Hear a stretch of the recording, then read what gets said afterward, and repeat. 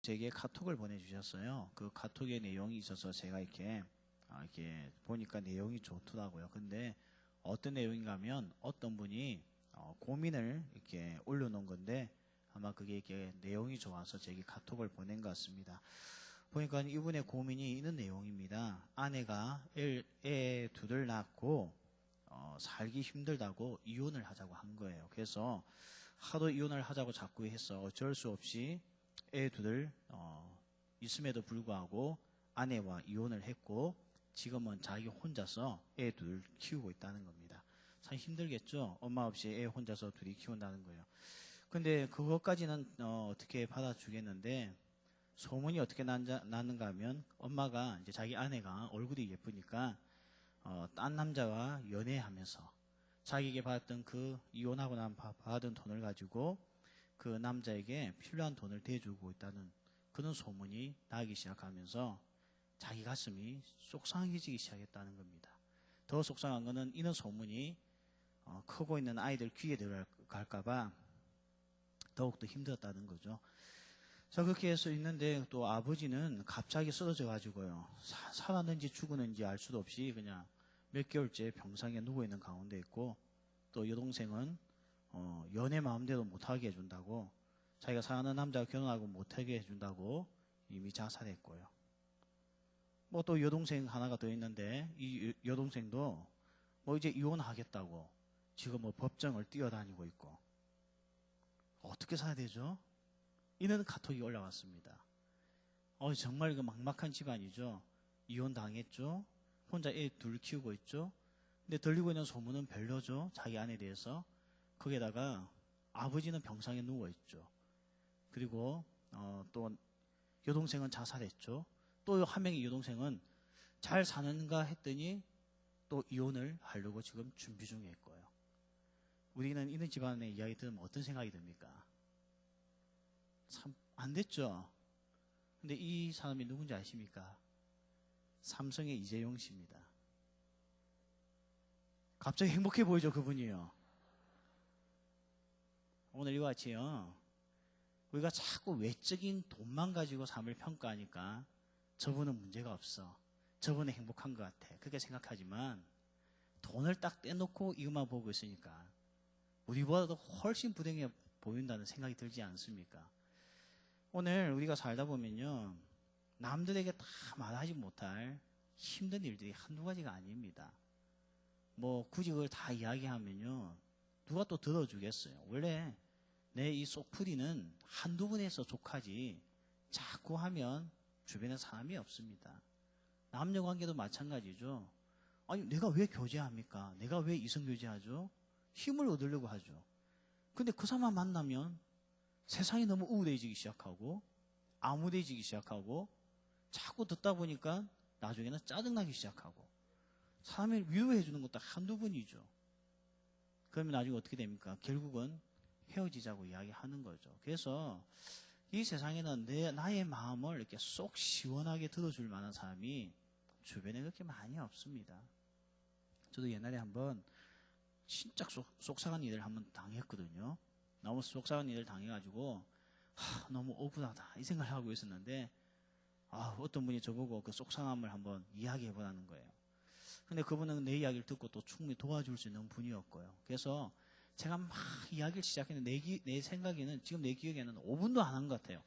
이제 좀 소동 끝나고 이야기 좀 딱 하려고 하는데 우리 두 사람이 차 마시고 이야기하는 그 자리에 어떤 분이 나타났어요. 그러더니 갑자기 끼어들어가지고 자기 이야기하기 바쁜 거예요. 제가 그날 그 사람이 얼마나 미웠는지 아세요? 내 말을 말할 기회를 안 주는 거였죠. 근데 이렇게 살아보니까요. 내 말에 귀를 기울여 사람이 그렇게 많이 없더라고요. 그런 이야기를 하면 꼭 판단하는 사람도 있고요. 그걸 다 받아주는 게 아니고 꼭 나의 문제점을 집어서 말은 안 하지만 눈빛을 보면 알잖아요. 그러니까 이제 그 사람한테 말하기 싫고 또 또 친절한 남친도 또 여친에게 엄청나게 혼나고 혼내주고 가르쳐주고 티칭하고 막 그러잖아요. 코치해주고요. 그러니까 이 마음을 털어놓을 만한 그런 곳이 생각보다 별로 없습니다.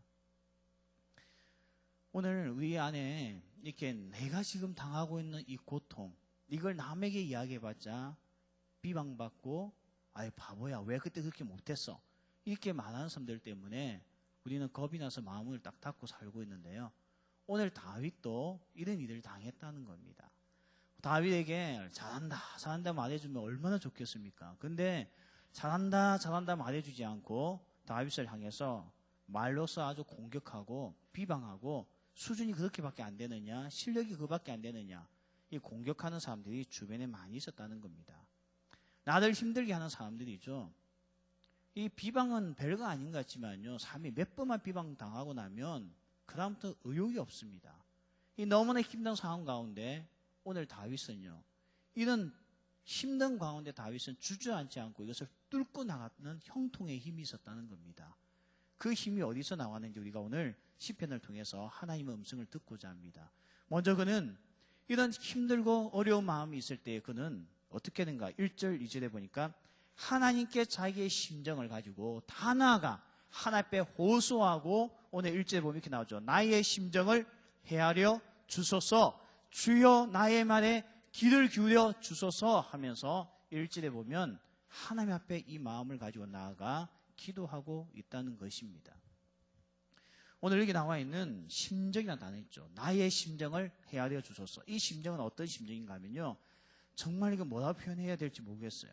마음을 짓누르고 있는 무게, 정말 나도 이게 뭐라고 표현할 수 없는 답답함, 주변에서는 너 요즘 왜 그러니 이야기하는데 뭔가 적절한 단어가 생각나지 않은 그들만큼의 어떤 답답함, 이런 어떤 마음의 고통을 오늘 다윗은 누구에게 가지고 나아가는가 하면 하나님 앞에 가지고 나아가고, 그가 하나님 앞에 기도했던 그 마음이 뭔가 하면 주여 나의 심정을 헤아려 주소서, 하나하나 들어주시고 내 말에 귀를 기울여 주시고 내 마음을 좀 살펴주소서, 지금 그런 기도를 하고 있다는 겁니다.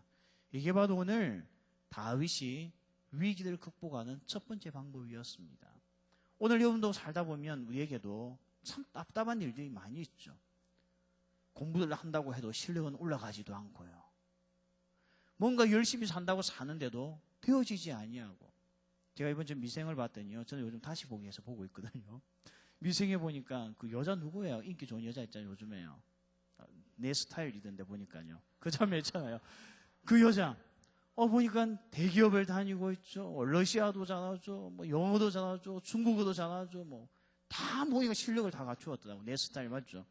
근데 이 자매가 아버지가 맨날 돈 빌려달라 계속 빚을 갚다가 이제는 대기업에 들어와서 그 빚을 다 갚고 이제는 한번 자기 인생을 살아볼까 생각했는데 엄마가 전화 와가지고 월세 좀 빌려줘, 월세 좀 구하게, 보증금 좀 빌려줘 하니까 이 내 스타일의 그 여자가 너무 힘들어하잖아요. 근데 그 말을 누구에게 해요? 직장에서 누구에게 할 수 있겠습니까? 그러니까 사람이 그냥 공황장애에 걸린 사람같이 멍 때리고 앉아있는 거예요.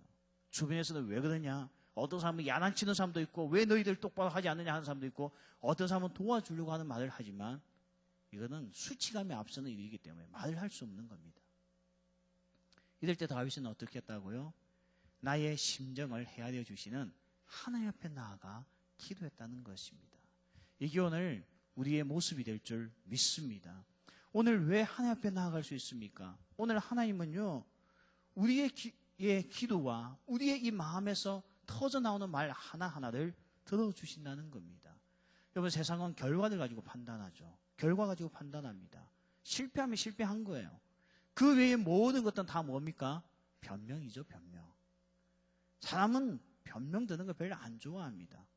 오직 이 세상은 결과 가지고만 이야기하지 어떤 실패에 대한 그 원인에 대해서는 스스로 판단하기를 원하지 굳이 듣고 있을 만한 여유의 삶은 없습니다. 그런데 오늘 하나님은요, 우리가 그것을 이야기할 때에 내 심정을 헤아려 주시고 그것을 다 듣고 계시는 하나님이신 줄 믿습니다. 그래서 우리가 주의 보좌 앞에 나아가 내 마음을 쏟아부을 수가 있는 겁니다. 허더슨 테일러는요, 중국에서 선교할 때에 그도 얼마나 힘든 시간들을 보내었겠습니까? 그럴 때마다 그는 많은 사람들이 어떻게 해서 그 중국 선교를 감당했냐고, 허더슨 테일러는 이렇게 이야기했어요. 악기를 하시는 분들은 악기 연주가 하기 전에 제일 먼저 하는 게 뭡니까? 그렇죠. 조율하는 거죠. 조율하는 거예요. 그와 같이 자기는 하루의 일과를 시작하기 전에 자기의 마음을 조율했다는 겁니다. 하나님 앞에 앉아서 하나님 앞에 기도하면서 주여 오늘도 내 이 심정을 주께서 오늘 헤아려 주시고 나의 신음소리와 나의 부르짖는 기도에 하나님께서 응답하소서. 그는 하나님 앞에 나아가 자기의 마음을 조율하면서 하나님의 뜻에 자기의 이 마음을 통하게 하기 위해서 그는 하나님 앞에 나아가는 삶을 살았다는 것입니다. 여러분, 기도 없는 성공은 성공이 아닙니다. 성경에도 보면 인물들 보면요, 기도 없이 성공했던 사람들이 나오는데 기도 없이 성공했던 인물들 3명의 특징이 뭐냐면 전부 다 이 일이 끝나고 나서 죽고 싶어 했습니다. 대표적인 인물이 엘리야죠. 대표적인 사람이 또 한 명 누굽니까? 요나입니다. 이들은 엄청난 성공을 경험했습니다. 요나 한번 보십시오. 멸망합니다. 망합니다. 한마디 설교에 그 국가 전체가 한 나라가 회개하고 돌아왔어요. 저도 이런 설교 해보고 싶어요. 내가 설교하면 수천만 명의 청년들이 회개하고 돌아왔으면 좋겠어요. 아멘 해도 안 될 것 같아요. 근데 요나는 해냈다고. 요나는요, 그 요나는 해냈지만 그 위에 요나는 사장에 보면 어떻게 이야기합니까? 죽고 싶다고 이야기하잖아요. 기도 없는 성공은 성공이 아니라는 겁니다. 그래서 다윗은요, 지금은 비방받고 결과에 대해서 사람들이 비난과 엄청난 자기 마음에 상처를 주고 있어도 다윗은 그 심정을 가지고 아침에 주님 앞에 나와 이 마음을 드리고 있다는 것입니다. 그래서 우리는 청년 때에 기도해야 돼요. 기도하지 않고 하는 성공은 성공이 아닐 뿐만 아니라 기도 없이 열정만 품었다가는 상처밖에 남는 게 없습니다. 그래서 오늘 다윗은요, 이 삶의 경험을 통하여서 우리에게 전하고 있는 거예요. 아침에 주께서 나의 소리를 들으시리니 내가 아침에 주 앞에 나와 나의 심정을 쏟아붓겠습니다. 이 다윗의 고백이 우리의 고백이 될 줄 믿습니다. 오늘 두 번째 보면 다윗은 이 위기를 어떻게 이기는가 하면 이런 말씀이 7절에 나오죠.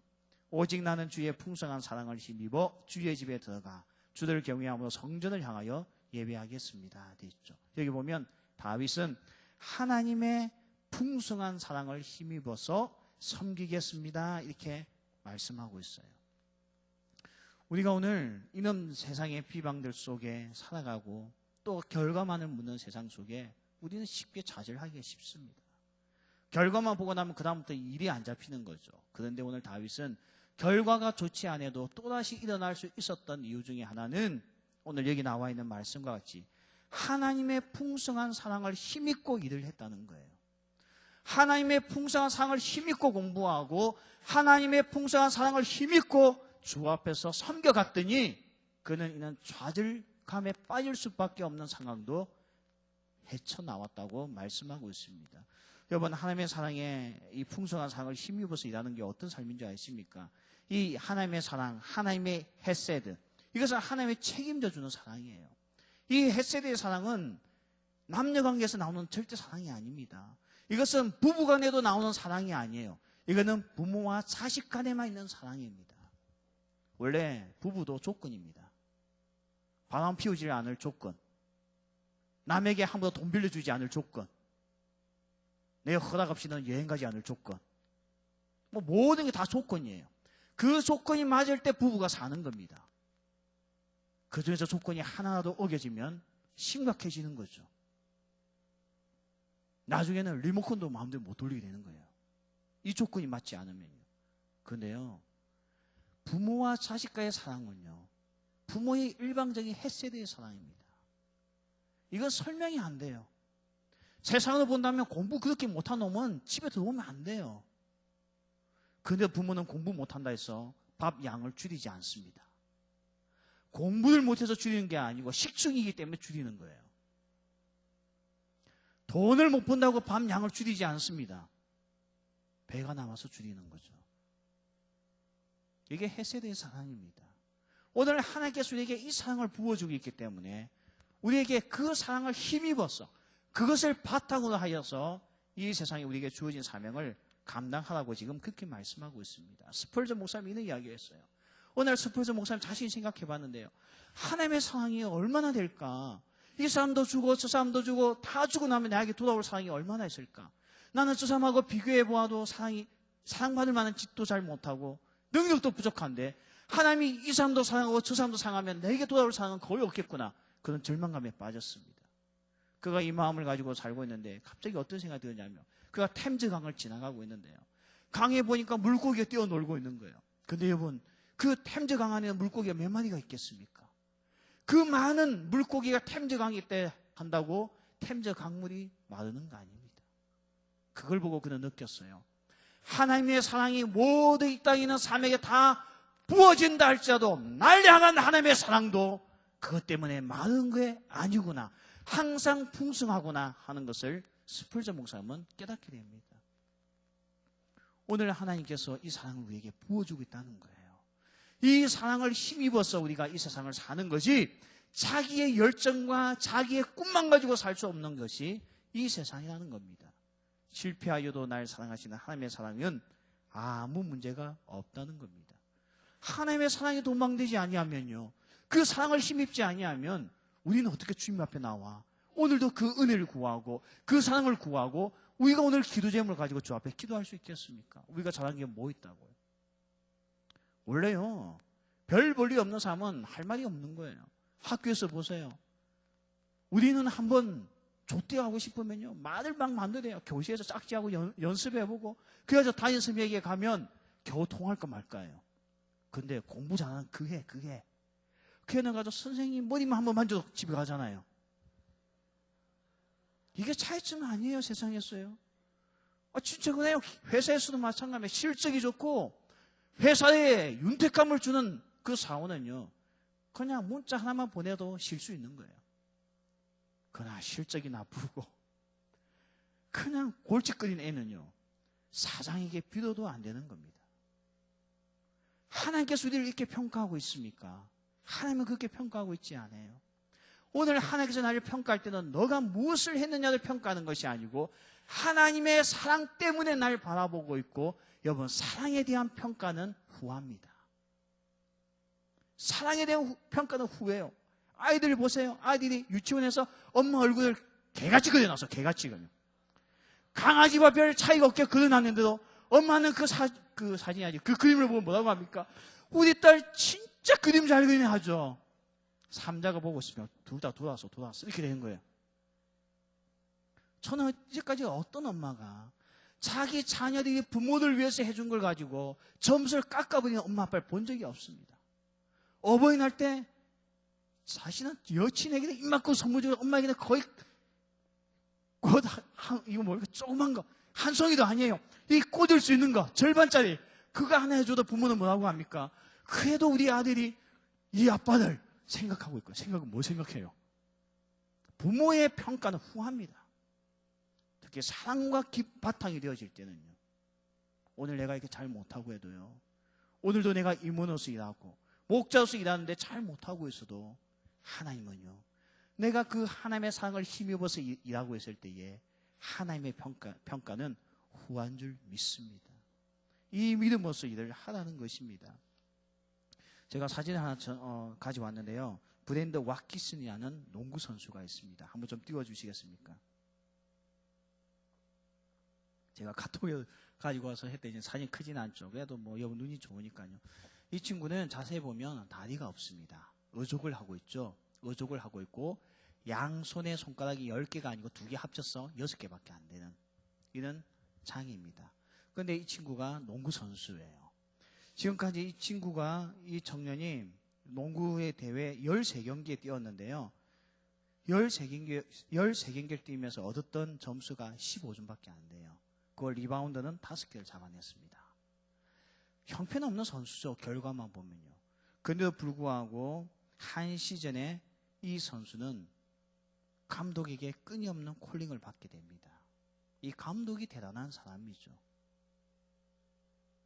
이 감독은 왜 이 브랜든 와키슨을 시합 때마다 코트에 서게 했겠습니까? 그게 사랑이죠. 손해보는 사랑이죠. 그래서 왁기 씨는 나중에 미국 농구에 져서 스타가 됩니다. 그가 1분을 코트를 뛰든 5분을 뛰든 이 친구가 나오는 순간 모든 농구장에 와 있던 사람들은 열광하기 시작하고 왁기 씨의 이 용기 있는 모습에 박수를 치기 시작했습니다. 그런데 그것은 밖으로 드러나는 왁기 씨의 모습이지만 사실은 왁기 씨를 그 코트에 세우는 것은 코치였습니다. 오늘 하나님께서 우리를 이렇게 보고 있다는 거죠. 우리 부족한 거 많습니다.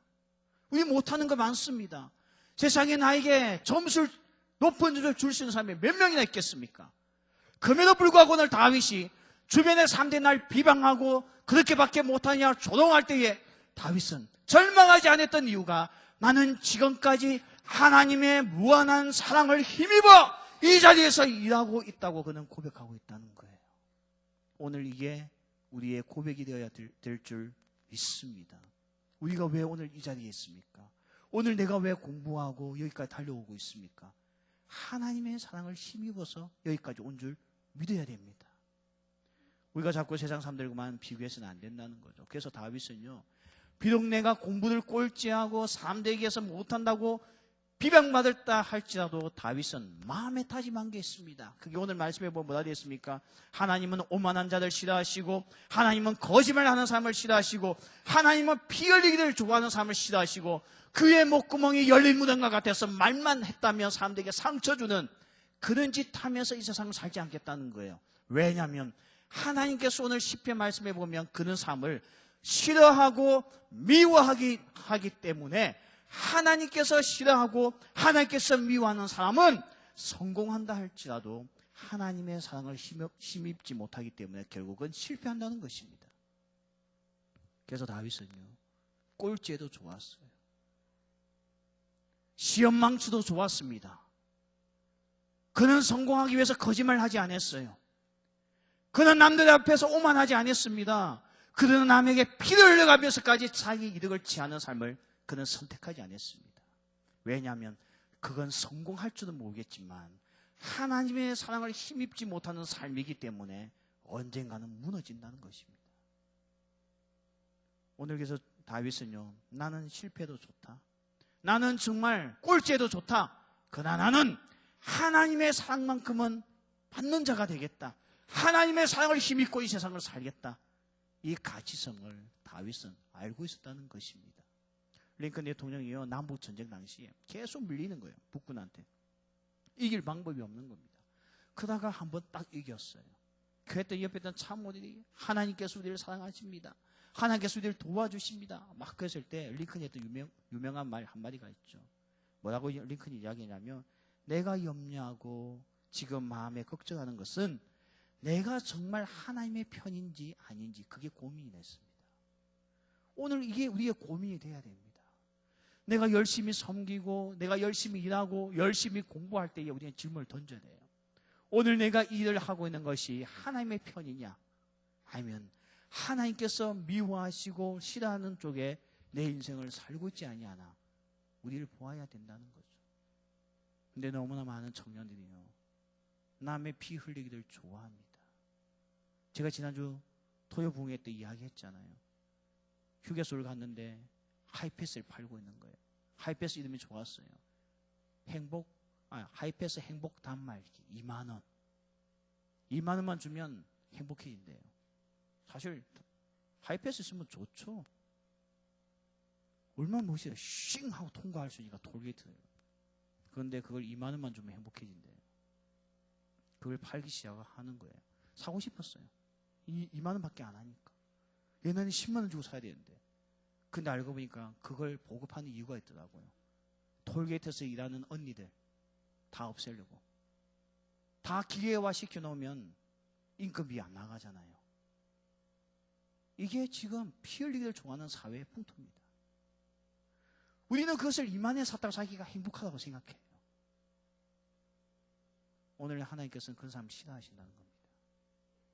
그런 사람을 미워한다는 겁니다. 근데 우리는 지금 성공에 포커스를 두다 보니까요, 내가 오늘 무엇을 하고 있는지, 하나님께서 미워하고 싫어하는 일을 하고 있는지, 아니면 하나님의 사랑을 힘입어서 살고 있는지 분간을 못하고 있다는 겁니다. 다윗은요, 이 위기가 왔고 잘한다는 말을 듣지 못하고 비방받을 때 다윗은 확신이 있었습니다.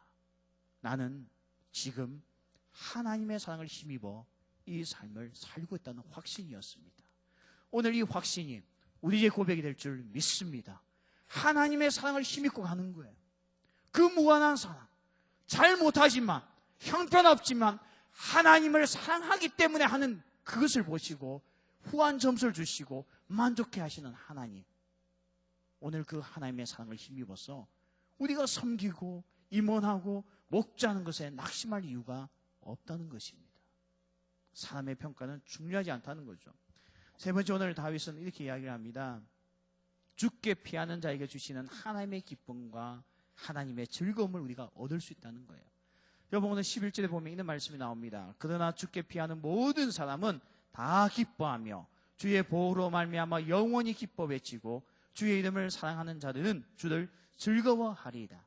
기뻐하고 즐거워하고, 여러분, 기뻐하고 즐거워하면서 일할 수 있는 곳이 어디 있겠습니까? 아마 있는 직장이 있다면 다 가고 싶어 할 겁니다. 의외로 기뻐하고 즐거워하면서 일할 곳이 별로 없습니다. 뭐든지 제일 좋은 거예요. 대학원 합격했을 때가 제일 기쁘고 즐거운 거고요. 들어가서 공부해보면 힘들어 죽는 거죠. 직장 합격했을 때가 가장 기쁘고 즐거운 겁니다. 가보면 아니에요. 맞죠? 꼭 보면 취직했다고, 목사님 나 취직했어요, 축하해주세요. 축하한다. 한 달 뒤에만 찾아와요. 내 길이 아닌 것 같아요. 이게 우리의 마음입니다. 그 사람만 그러니까 다 은혜, 다 은혜. 오늘 근데 다윗은요, 내가 오늘 어떤 환경 가운데 무슨 일을 해도 그에게는 기쁨과 즐거움이 떠나지 않았습니다. 왠지 아십니까? 죽게 피한 자였으니까요. 죽게 피했다니까 뭔가 소극적으로 보이는데 이 뜻입니다. 여러분, 이번에 축구 보셨죠? 아시안컵 보셨죠? 여러분, 거기서 가장 이번에 유명해진 선수가 누굽니까? 이정엽이라는 선수죠. 동네 고등학교 출신. 우리 부산 친구예요. 이런 친구만 기억하세요. 독일 애들 기억하지 말고. 이정엽 부산 출신이에요. 지금 상무에 있다고요. 군인에 있죠. 이 선수가 이번에 아마 가장 떴을 거예요. 근데 인터뷰를 읽어보니까요, 감독의 한마디가 그에게 힘을 줬더라고요. 모든 책임은 내가 진다. 너는 나가서 마음껏 플레이하라. 자신감 있게. 세상에요, 책임져 줄 테니까 마음껏 일하는 사람 별로 없습니다. 신나게 일할 수 있는 거 별로 없다고요. 전부 다 조그만 삐가 문제 생기면 다 너 때문이야, 너 때문에, 너 때문이야. 보세요. 이번에 어린이집 애 때릴 때 누구 책임이에요? 어떤 원장이 나가지고 내가 시켰습니다, 내가 책임집니다. 그 사람 어디 있대요? 아유, 시키지도 안 했는데 저희들 했네요. 이렇게 나오죠. 전부 다. 세상에는요, 내가 책임져 줄 테니까 마음껏 하는 사람은 없습니다. 막상 말은 그렇게 하죠. 진짜 일 틀리면 어떻게 합니까? 너가 책임지고 나가, 이렇게 이야기하죠. 근데 오늘 다윗은요, 하나님의 성품을 알았습니다. 죽게 피하는 자는, 다음 말로 하면 하나님께서 책임져 주신다는 거예요. 오늘 내가 공부하다가 실패하면 내 인생 끝난 것 같죠? 아닙니다. 주님께서 책임져 주신다는 겁니다. 믿습니까? 오늘도 내가 이 청년부 사역을 하다가 실패할 수도 있습니다. 목사라고 늘 잘할 수는 없잖아요. 실패한다 할지라도 주님께서 책임져 주시는 겁니다. 그 마음을 가지고 일을 하면요, 기쁨과 즐거움으로 일할 수가 있다는 거예요. 우리도 때는 스트레스가 있습니다. 목사라고요. 이 청년부를 끌고 나갈 때 이러다가 이번 금년에 이거 실패하는 거 아니야? 왜 이런 마음이 들지 않겠습니까? 그런 마음 드는 순간 사람이 소극적으로 바뀌게 되고 스트레스 받게 되고 짜증이 나기 시작하고 사람들과 트러블을 일으키기 시작하는 거죠. 근데 다윗은요, 지금 실패 연속이었지만 그 마음에 하나가 있었습니다. 그래도 나는 하나님께서 약속하셨지. 내가 너 책임져 주마. 그래서 다윗은요, 기쁨과 즐거움으로 일했다는 겁니다.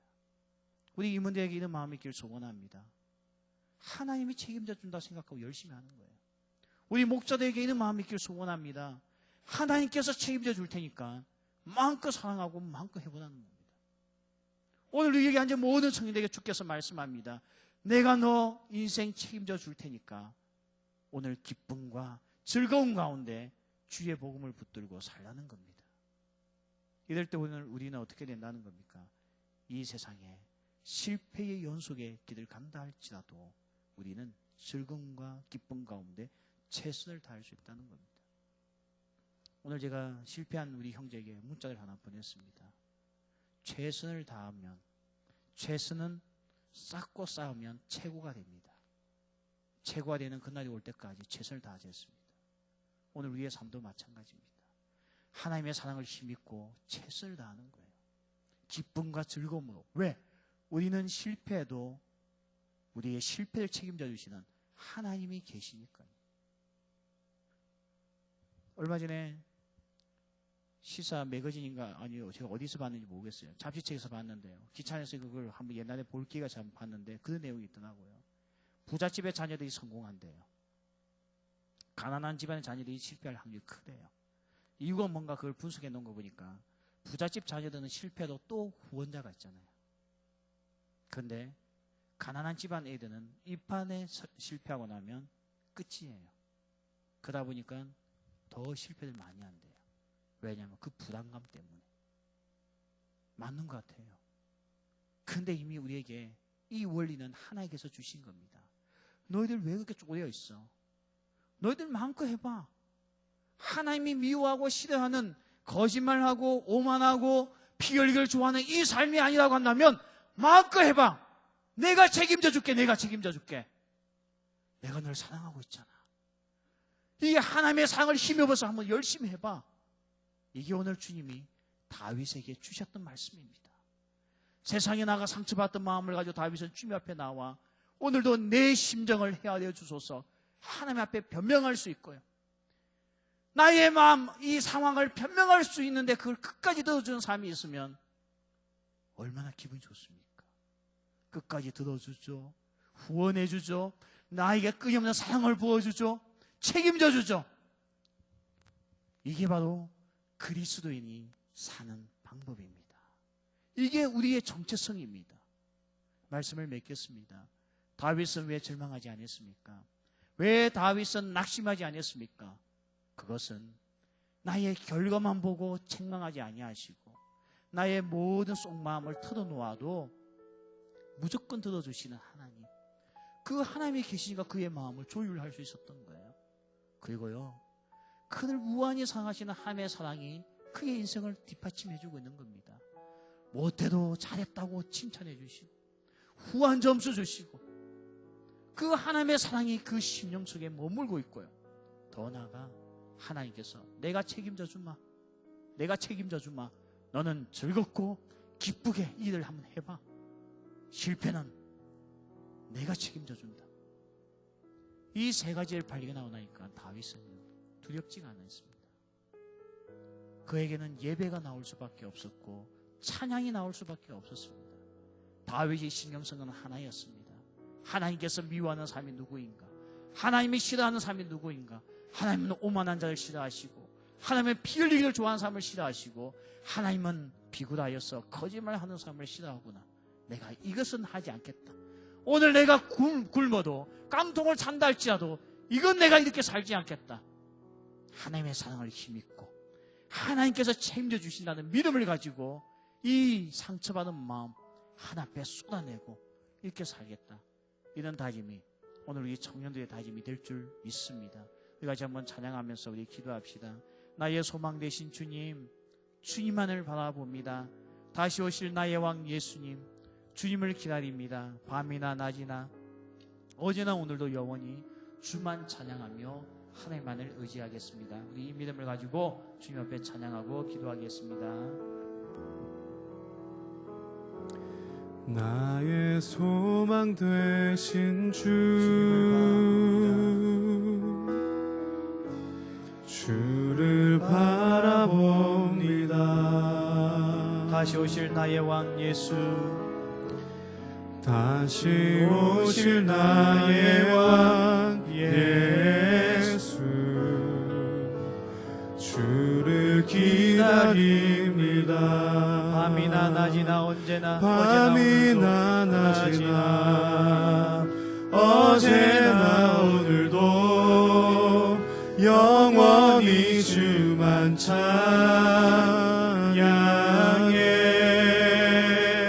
괴롭고 낭망하여 넘어져도 언제나 주만 찬양하겠네. 우리 한 번 더 찬양합시다. 나의 소망 되신 주, 나의 소망 되신 주, 주님을 바라봅니다.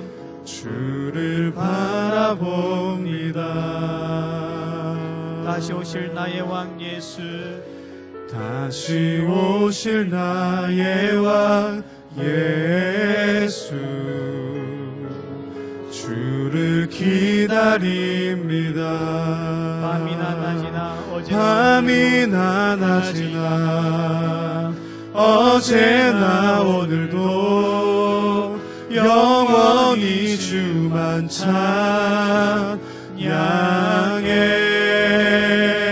괴롭고 슬플 때 낭망하여 넘어져도 언제나 주만 찬양하겠네. 밤이나 낮이나 어제나 오늘도 밤이나 낮이나 어제나 오늘도 영원히 주만 찬양해.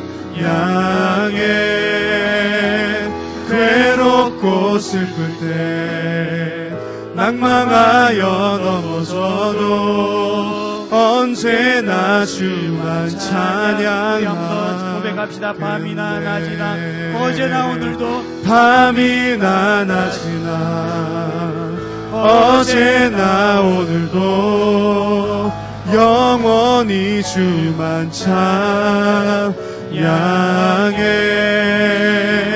괴롭고 슬플 때 낭망하여 넘어져도 언제나 주만 찬양하겠네. 우리 다시 한번 주님 앞에 오늘 말씀을 붙들고 기도합시다.